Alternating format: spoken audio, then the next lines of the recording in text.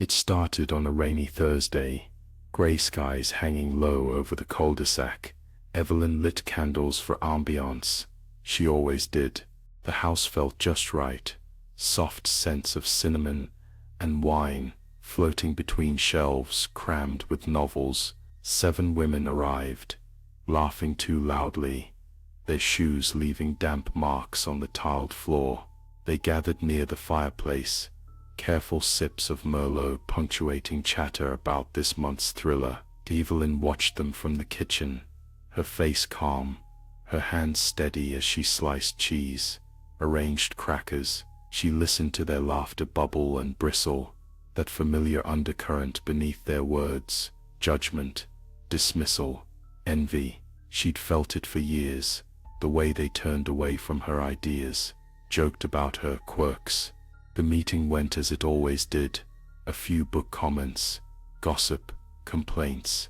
Evelyn smiled and offered more wine. She watched their fingers leave smears on the stemware. Somewhere between the second and third bottle, Alexis made her usual joke about Evelyn's perfect life. The others laughed, not with her, but at her. Evelyn's smile didn't falter, but inside, a quiet voice whispered, "It doesn't have to be this way." The flicker of candlelight hid the color in the wine. One by one, they grew drowsy. Unease tickled Evelyn's spine, as Margaret's head slumped onto her shoulder, as Joanne slid noiselessly to the floor. The rain outside turned torrential, masking the sound of bodies hitting carpet. Evelyn moved quietly, steadily, wiping fingerprints from surfaces, tucking stray hair behind her ear. The overhead lights hummed as she made her calls to emergency services. "There's been a break-in," she told the police, voice trembling with rehearsed fear. "We thought someone was watching us all week. Now they're all..." She barely had to invent much about the stalker. They all knew the stories. A shadow in the backyard here, a missing mailbox there.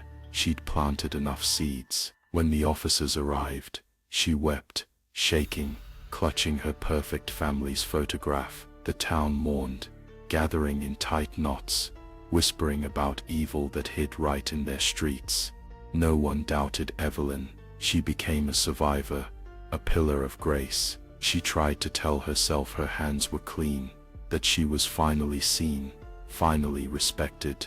But at night, when the house creaked and the candles burned low, Evelyn heard it, the sound of careful breathing, the subtle scratch of footsteps just beyond the glow. She would close her eyes and see their eyes staring back, mouths parted in silent accusation.